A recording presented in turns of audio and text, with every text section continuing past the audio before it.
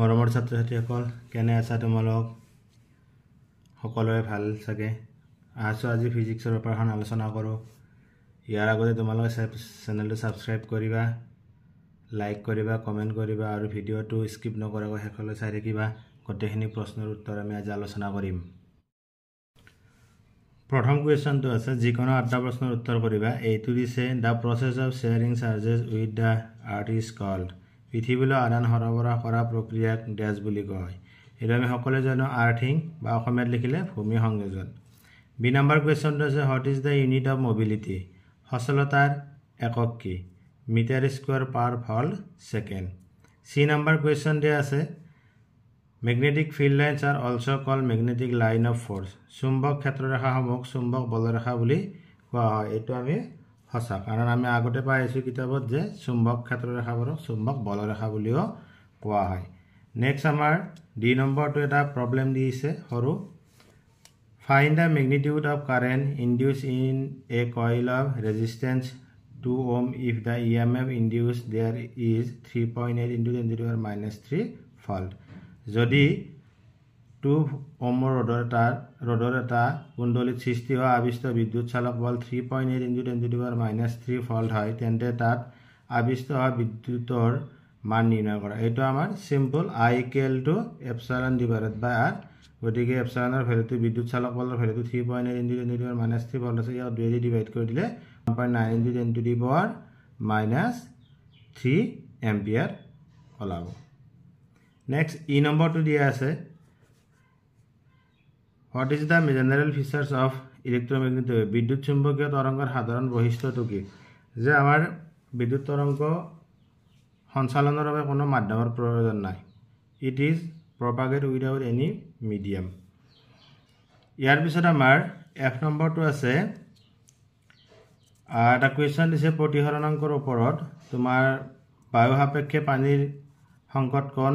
48.75 দিয়া আছে এতিয়া তোমাক সুধিছে পানীৰ প্ৰতিহৰণাংক কিমান গতিকে এইটো আমাৰ সিম্পল ফৰ্মুলা n = 1/sin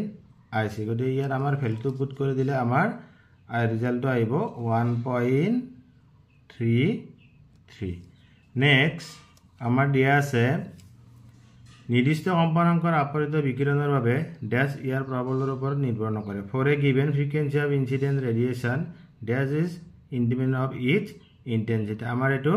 বিৰম বিভৱ হ'ব ষ্টপিং পটেনশিয়াল নাবে আমি প্ৰতিবন্ধক বিভৱ হিচাপে আমি এটো কিতাপত পাইছো নেক্সট আমাৰ কোৱেশ্চনটো আছে আলফা কণিকা বিচ্ছুৰণ পৰীক্ষাত সৰু আৰু ডাঙৰ সংঘাত প্ৰাচলৰ ক্ষেত্ৰত বিচ্ছুৰণ কোণৰ মান ড্যাশ দাও এটো আমাৰ যদি সংঘাতটো সৰু হয় তেনেহলে 180 ডিগ্ৰী হ'ব আৰু ডাঙৰ হলে 0 ডিগ্ৰী নেক্সট আমাৰ এটা কোৱেশ্চন দিয়া আছে যদি x একক পাৰমাণবিক ভৰ x এক পাৰমাণবিক ভৰ ইউনিটৰ সমান হয় তেন্তে y পাৰমাণবিক ভৰ ইউনিট প্ৰকাশ কৰা এটো অলপ কিবা এটা ভুল হৈ থকা যেন লাগিছে কোৱেশ্চনটো কাৰণ y আৰু x ৰ কোনো ৰিলেচন দিয়া নাই নেক্সট জে নম্বৰটো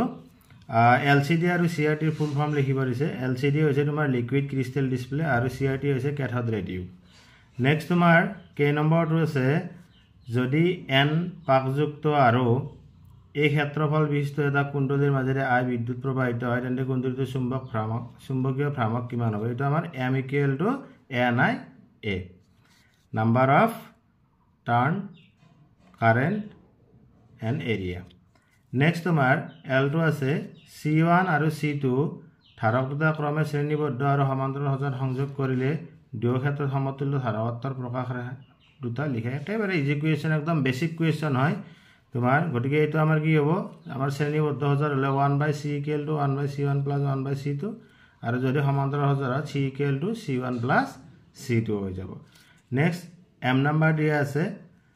যেটো নীতিৰ এটা ট্ৰান্সফৰ্মাৰে কাৰ্য কৰে হেতু উল্লেখ কৰা mention the principle of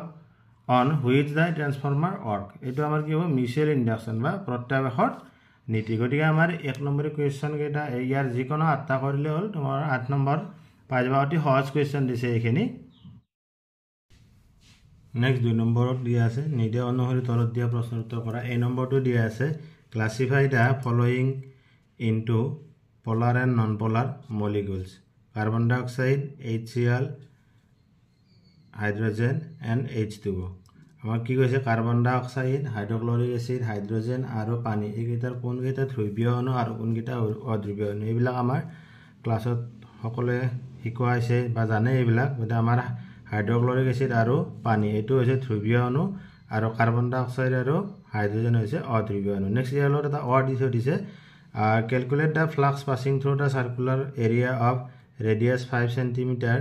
placed perpendicular to a uniform electric field E equal to 200 Newton per coulomb গতিকে আমাৰ এটো ফৰ্মুলাটো একেবাৰে জি এটো ফৰ্মুলা ইউজ কৰিলে হৈ গল phi equal তোমাৰ E dot A গতিকে তোমাৰ E A cos theta গতিকে এৰ ভ্যালুটো দিয়া আছে a টো তোমাৰ ৰেডিয়াস দিয়া আছে গতিকে তোমাৰ এৰিয়াটো ওলাই লবা থিটাৰ ভ্যালুটো পুট কৰি দিলে ইয়াত ভ্যালুটো আই যাব তোমালোকৰ ইয়াৰ পিছৰ প্ৰশ্নটো আছে inside a conductor electrostatic field is 0 explain পৰিবেশৰ আভ্যন্তৰত স্থিতি বৈদ্যুতিক ক্ষেত্ৰৰ মান শূন্য ব্যাখ্যা কৰিব দিছে গতিকে এটো কিতাপত ডাইৰেক্ট আহিছে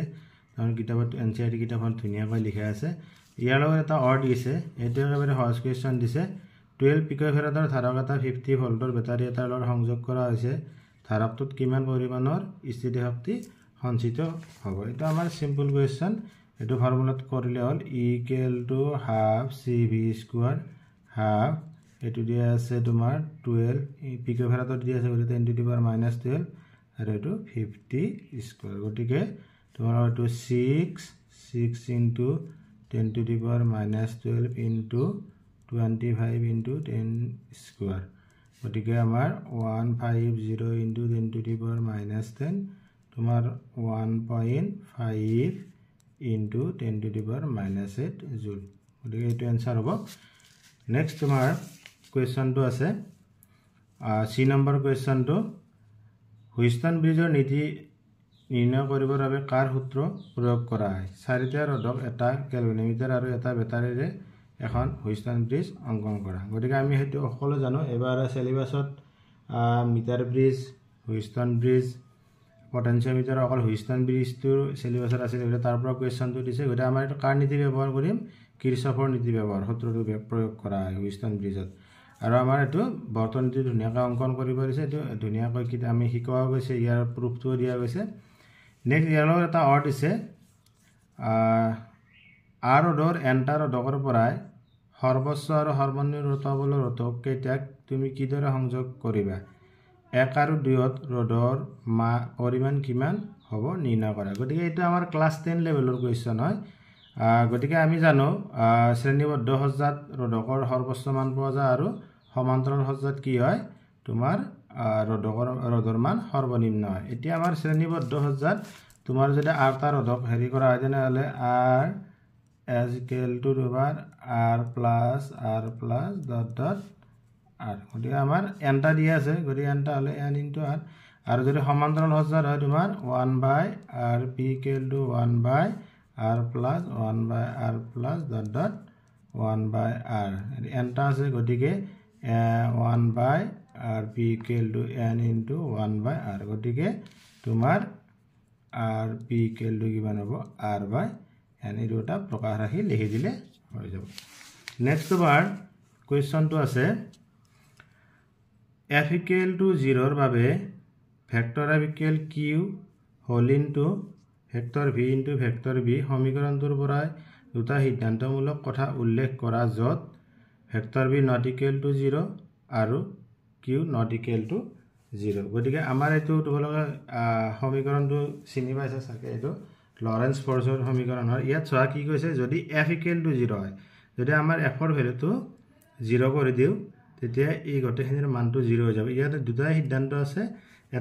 এটা লিখিব পাৰা তোমালোকে যে বেগ আৰু চুম্বক ক্ষেত্ৰ পৰস্পৰ সমান্তৰাল হ'ব এই ক্ষেত্ৰত আৰু দুই নম্বৰ সিদ্ধান্ত হৈছে এই বল চুম্বক ক্ষেত্ৰ আৰু বেগ উভয়ৰে লম্ব দিশত কাৰ্যকৰী হয় গতিকে এইটো কিতাপত আছে ধুনীয়াকৈ নেক্সট তোমালোকৰ এটা দিয়া আছে calculate the speed of light in vacuum using c mu naught and epsilon naught c mu naught আৰু epsilon naught ব্যৱহাৰ কৰি বায়ুশূন্য মাধ্যমত পোহৰৰ বে গণনা কৰিব দিছে গতিকে আমাৰ এটো এনসিআৰটি কিতাপখনত পঢ়াও আছে ধুনীয়াকৈ তোমালোকে এটো কেনেকৈ কৰিব লাগিব চাবা যে আমাৰ 1/c² = epsilon naught into mu naught গতিকে আমি ইয়াত কি কৰিব পাৰো 4 pi epsilon naught লিখিলো গতিকে আমাৰ ইয়াত কি হ'ব mu naught divided by 4 pi cancel out গৈ একে থাকিল গতিকে আমাৰ এই বস্তুখিনিৰ ভ্যালু এটা আমাৰ প্ৰথম চেপ্টাৰতে আছে এইখিনিৰ value 1/9 into 10 to the power 9 into আৰু এইখিনিৰ ভ্যালু হৈছে তোমাৰ 10 to the power -7 গতিকে আমাৰ এইখিনি যদি তুমি ক্যালকুলেশন কৰা তেনে হলে আমাৰ 1/c² তোমাৰ কিমান আহিব 1/9 into 10 to the power -7 -9 গতিকে 1/c² √1/9 into 10 to the power -16 গতিকে তোমালোকৰ 1/c² 1/3 into 10 to the power -8 তাৰ মানে এটো আমি এনেকৈ লিখিব পাৰো 1/3 into 10 to the power 8 1/c মানে গতিকে c² কিমান হ'ব 3 into 10 to the power 8 হ'ব এটো আমাৰ স্পিড অফ লাইট গতিকে এখিনি মিটাৰ পাৰ সেকেন্ড গতিকে এনেকৈ কৰি দিলে তোমালোকৰ এনসাৰটো হৈ যাব নেক্সট তোমালোকৰ ই নম্বৰ আছে জাস্টিফাই ৰাইট ইয়েস অৰ নো কেৱল পাৰে নোৱাৰে লিখি তোমালোকক কি কৰিব দিছে জাস্টিফাই কৰিব দিছে এক নম্বৰটো দি আছে এখন পৰিৱৰ্তনশীল চুম্বক ক্ষেত্ৰই এটা স্থিৰ আধানৰ ওপৰত বল প্ৰয়োগ কৰিব পাৰেনে এটো আমাৰ নোৱাৰে হ'ব তাৰ পিছত আমাৰ দুই নম্বৰটো দিছে এটা গতিশীল আধানে এডাল স্থিৰ চুম্বকৰ ওপৰত বল বা টৰ্ক প্ৰয়োগ কৰিব পাৰেনে এটো পাৰে 3 নম্বৰ আছে এডাল গতিশীল চুম্বকে এটা স্থিৰ আধানৰ ওপৰত বল প্ৰয়োগ কৰিব পাৰেনে এটো পাৰে 4 নম্বৰ আছে এখন গতিশীল চুম্বক ক্ষেত্ৰই এডাল স্থিৰ পৰিবেশৰ আবিষ্ট বিদ্যুৎ চালক বল সৃষ্টি কৰিব পাৰেনে এটো তোমাৰ পাৰে গতি এখিনি আমাৰ 5 নম্বৰ নে 6 নম্বৰ চেপ্টাৰৰ তাতে ধুনিয়াকে আমাৰ লিখি টপিক আকাৰত লিখি দিয়া আছে বস্তুখিনি সৰু সৰুকৈ অলপ মানে ভিতৰৰ পৰা দিছে এইখিনি তাৰ পিছত ইয়াৰ অৰ এটা দিয়া আছে দেখুৱা যে এল দৈৰ্ঘ্যৰ এডাল পৰিবাহী চুম্বক ক্ষেত্ৰত লম্বভাৱে ভি বেগেৰে গতি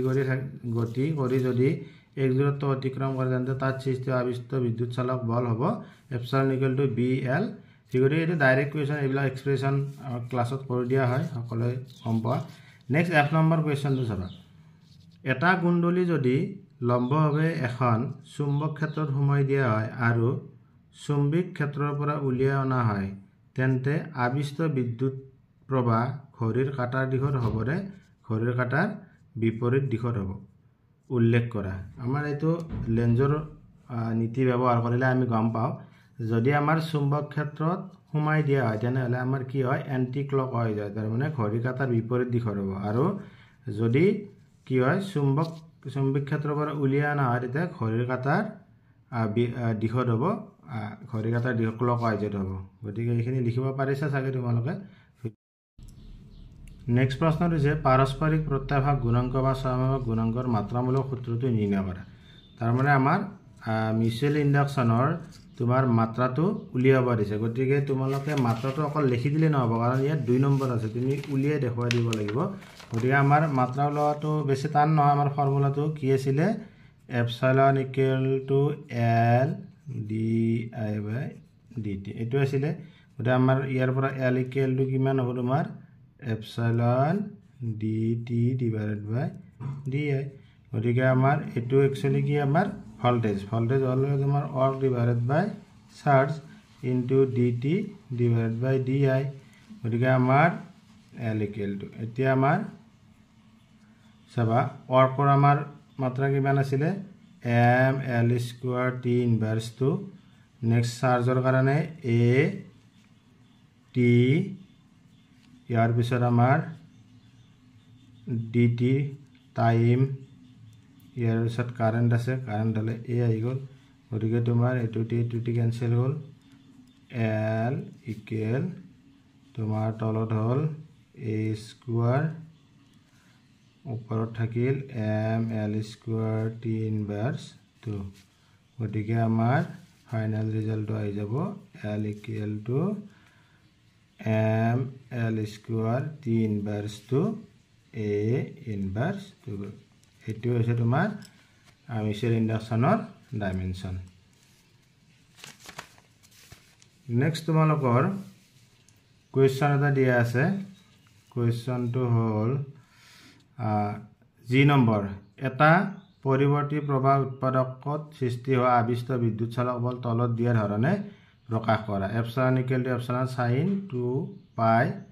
vt গতিকে এইটো আমাৰ সকলে পাৰিছে চাগে উক্ত প্ৰকাৰ হে হৈছে এটা লেখংকন লেখদালো আমাৰ কিতাপত আছে এপসাইলন আৰু ভিৰ নাম লিখা গতিকে তাৰ পিছত ইয়াৰ লগতে এটা অৰ দিয়া আছে ঘৰত ব্যৱহৃত বৈদ্যুতিক লাইন বিভৱৰ গড় বৰ্গমূলৰ মান 220 ভোল্ট হলে ইয়াৰ সৰ্বোচ্চ মান নিৰ্ণয় কৰা গতিকে আমাৰ এটো একদম ইজি এটো যদি অলপ টানো পাইছে তেনে এটো কৰিব পাৰা v maximum = √2v ইয়াত ভ্যালু খিনি পুট কৰি দিলে ৰিজাল্টটো 311 ভোল্ট আহিব ইয়াৰ পৰৱৰ্তী প্ৰশ্নটো দিছে বিদ্যুৎ চুম্বকীয় বৰ্ণালীৰ তলত উল্লেখ কৰা অংশকেইটা কম্পনাঙ্কৰ ক্ৰম বিদ্যমানৰ মানত সজোৱা মাইক্ৰৱেভ ৰেডিঅ'ৱেভ দৃশ্যমান ৰশ্মি আৰু অৱৰোধিত তৰংগ আমাৰ ইয়াৰ শুদ্ধ ক্ৰমটো হৈছে তাৰ মানে তোমালোকৰ কম্পনাঙ্কৰ ক্ৰম বিদ্যমান তাৰ মানে উৰ্ধ্বক্ৰমত সজা পাৰিছে তাৰ মানে আটাই এটো ৰেডিঅ'ত তোমাৰ ৱেভৰ আটাইতকৈ কম কম্পনাঙ্ক তাৰ পিছত মাইক্ৰৱেভ তাৰ পিছত ইনফ্ৰাৰেড তাৰ পিছত আমাৰ দৃশ্যমান ৰশ্মি তাৰ মানে দৃশ্যমান ৰশ্মিৰ কম্পনাঙ্ক আটাইতকৈ বেছি আৰু আটাইতকৈ কম একেইটাৰ ভিতৰত ৰেডিঅ'ৰ গতিকে এইটো হ'ব তোমালোকৰ শুদ্ধ ক্ৰম এনেকৈ লিখিছা নিশ্চয় ইয়াৰ লগত এটা ৱৰ্ড দিয়া আছে তোমাৰ সেই কোৱেশ্চনটো চাবা কোনটো ভৌতিক ৰাশি 10⁻⁻10 মিটাৰ তৰংগ দৈৰ্ঘ্যৰ ৰঞ্জন ৰশ্মি 6800 আংষ্ট্ৰম তৰংগ দৈৰ্ঘ্যৰ ৰঙা পোহৰ আৰু 500 মিটাৰ তৰংগ দৈৰ্ঘ্যৰ ৰেডিঅ' তৰংগৰ বাবে একে থাকিব ৰাশিটোৰ মান উল্লেখ কৰিবা এটো চোৱা আমাৰ অনুসন্ধানৰ প্ৰশ্ন এটো ডাইৰেক্ট গতিকে আমাৰ কি এই তিনিটা ক্ষেত্ৰতে আমাৰ কি থাকিব ইহতৰ যদি যিটো বায়ুশূন্য ঠাইত বেগৰ মান এই তিনিটাৰ ক্ষেত্ৰত এক থাকিব গতিকে আমাৰ বায়ুশূন্য ঠাইত বেগৰ মানটো কি আছিল c = 3 × 10⁸ metre per second next তোমালোকৰ এটা কোৱেশ্চন দিছে চোৱা যদি 1 আৰু 2 ক্ৰমে ঘনতৰ পানী আৰু লঘুতৰ বায়ু মাধ্যম আৰু IC সংকটকণ হয় তেন্তে N12 আৰু N21 ৰ প্ৰকাশ ৰাশি দুটা কি হ'ব এটা একদম ডাইৰেক্ট এনসাৰ কিতাপত লিখা আছে এটো তোমাৰ তাতে কিন্তু এটা চাবা তাতে 1 নম্বৰটো লঘু দিয়া আছে 2 নম্বৰটো ঘন দিয়া আছে সেই কাৰণে আমাৰ এটো উল্টা হৈ যাব গতিকে N21 = 1/sin IC আৰু N12 = sin IC নেক্সট ইয়াৰ লগত এটা অৰ দিছে চাবা এটো অতি ধুনীয়া প্ৰশ্ন যাদুকৰ এজনে n = 1.47 প্ৰতিসংখ্যকৰ কাচৰ লেন্স এখন তৈয়াৰ কৰি সেইখন এক স্বচ্ছ তৰলত নিমজ্জিত কৰাত লেন্সখন অদৃশ্য হৈ পৰিল তৰলবিধৰ প্ৰতিসৰণাংক কিমান ই পানী হ'ব পাৰে নেকি এনে ধৰণৰ কোৱেশ্চন বিলাক একচুয়ালি ক্লাছত প্ৰেক্টিস কৰা হয় যে আমাৰ কি কৈছে কেতিয়া আমাৰ অদৃশ্য হৈ পৰিব অদৃশ্য হলে আমাৰ কি হ'ব লাগিব ফোকাস দৈৰ্ঘ্যটো অসীম হ'ব লাগিব এটা ফোকাস দৈৰ্ঘ্য অসীম হ'ব লাগিলে আমাৰ কি হ'ব তোমাৰ এটো লেন্স মেকাৰৰ যেটো ফৰ্মুলা আছে এই লেন্স মেকাৰৰ ফৰ্মুলাৰ পৰা হেৰি কৰিলে গম পাবা তেতিয়া আমাৰ প্ৰতিসৰণাংক দুটা একে হ'ব লাগিব এতিয়া প্ৰতিসৰণাংক দুটা একে হলে তোমাৰ f ৰ মানটো অসীম হৈ যাব তেতিয়া তোমাৰ তেনে হলে কি কৈছে এটো তৰলবিধৰ প্ৰতিসৰণাংক গতিকে প্ৰতিসৰণাংক আমাৰ কিমান হ'ব 1.47 হ'ব নেক্সট তোমাক সুধিছে ই পানী হ'ব পাৰে নেকি এতিয়া পানীৰ তোমাৰ প্ৰতিসৰণাংক কিমান 1.33 গতিকে এটো পানী হ'ব নোৱাৰে নেক্সট তোমালোকৰ যে নম্বৰ কোৱেশ্চনটো দিছে 6.0 × 10⁻14 হাৰ্জ কম্পনাঙ্কৰ কোনো এক বৰ্ণীয় আপৰিত পোহৰৰ ফটন এটাৰ শক্তি গণনা কৰা প্ৰশ্নটোৰ উত্তৰটো কেনেকৈ কৰিব লাগিব আমাৰ আমি জানো E = তোমাৰ h নিউ এই ফৰ্মুলাটো আছে ইয়াত তোমাৰ h ৰ ভ্যালুটো 6.63 প্লাঙ্ক কনস্ট্যান্ট এটো 10 to the power -34 আৰু নিউৰ ভ্যালুটো তোমাক দিয়া আছে 6 into 10 to the power 14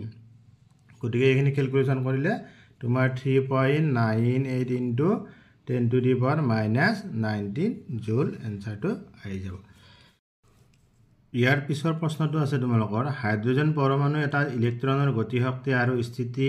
বৈদ্যুতিক স্থিতি শক্তি ক্ৰমে k = e² divided by 8 pi epsilon naught r আৰু e = -e² divided by 4 pi epsilon naught r ইলেক্ট্ৰনটোৰ মুঠ শক্তি গণনা কৰা ইয়াৰ চিহ্নটোৱে কি বুজায় একেবাৰে ইজি কোৱেশ্চন তোমালোকক এইটো আৰু এইটো ডেৰিভেশ্যন শিকাৱা হৈছে কিন্তু ইয়াত হেখিনিও দিয়া নাই জাস্ট তোমাক মান ভ্যালু দুটা দিয়া আছে দি তুমি মুঠ শক্তিটো উলাব লাগে গৰি তোমালে মুঠ শক্তিটো কি হ'ব এটো এটা প্লাস কৰি দিলে হল স্থিতি শক্তি আৰু গতি শক্তি দুটা গতিকে আমাৰ কি লিখিব লাগিব এটো টোটাল এনাৰ্জি = তোমাৰ কি হ'ব k + u গতিকে আমাৰ গতি শক্তিৰ টো দিয়া আছে 8 pi epsilon naught r যেটো আমাৰ এটো মাইনাস আছে আগত গতিকে e² divided by 8 pi epsilon naught r গতিকে সরি ইয়াত e² গতিকে তোমাৰ এটো প্লাস কৰি দিয়া সিম্পল গতিকে তোমাৰ এটো সৰি এটো 4 গতিকে তোমাৰ এটো 2e² - e² সৰি ইয়াত 2e² হ'ব গতিকে তোমাৰ এটো 8 pi epsilon naught r গতে -e² এতিয়া তোমাৰ এইখিনি হৈছে ইয়াত যে তোমাৰ কোৱেশ্চন এটা আৰু দিছে যে এই চিহ্নটো কি বুজায় হুসায় গতে এই চিহ্ন বুলি কওঁতে তোমাৰ এই মাইনাস চিহ্নৰ কথা কৈছে এই মাইনাস চিহ্নটো ইয়াত কি বুজাইছে এইখিনি কথা লিখিব লাগে এটো কিয় আহিছে এটো বস্তু আমাৰ কিতাপৰ এটো ধুনিয়াকৈ লিখা আছে তোমালোকে এইবিলাক অলপ ষ্টাডি কৰিব লাগিব আজিকালি প্ৰায় ভাগ প্ৰশ্ন এনসিআৰটি ক্লাছত প্ৰত্যেকজন শিক্ষকে কয় বা আমিও কৈ থাকো যে এনসিআৰটি খন থ্ৰলি পঢ়িব লাগে তাৰ পৰা গতেখিনি প্ৰশ্ন তুলি দিয়া ইয়াত চোৱা এই মাইনাস চিহ্নটো যে আছে এই হুসাইছে যে ইলেক্ট্ৰনটো নিউক্লিয়াছৰ সৈতে সংযুক্ত হৈ থাকে অৰ্থাৎ নিউক্লিয়াছে ইলেক্ট্ৰনটো আবদ্ধ কৰি ৰাখে গতিকে এইখিনি আছিল আমাৰ 1 নম্বৰ আৰু 2 নম্বৰৰ প্ৰশ্ন তোমালোকে দেখিছা তোমালোকে অলপ হাৰ্ড পাইছা কাৰণ এনসিআৰটি কিতাপখন তোমালোকে হয়তো এনে থিওৰি মানে কি কয় নপঢ়া ঘৰত টিচাৰ বিলাকে ক'ব থাকে ক্লাছত এনসিআৰটিৰ পৰাই দিছে গতেখিনি মাজৰ পৰা ধুনিয়া প্ৰশ্ন উঠাই দিছে গতিকে কমেন্ট সেকশনত কোনে কিমান নম্বৰ পাবলৈ সক্ষম হলা জনাবা আৰু আমি ইয়াৰ পৰৱৰ্তী ভিডিঅত 3 মাৰ্কছৰ আৰু 5 মাৰ্কছৰ যিখিনি কোৱেশ্চন আছে সেইখিনি আলোচনা কৰিম গতিকে চেনেলটো সাবস্ক্ৰাইব কৰিবা ভিডিঅটো যাতে সকলোৰ আগত চাব পাৰা আৰু লগতে তোমাৰ বন্ধু বান্ধৱীলৈ চেনেলটো শ্বেয়াৰ কৰি দিবা ভিডিঅটো শ্বেয়াৰ কৰিবা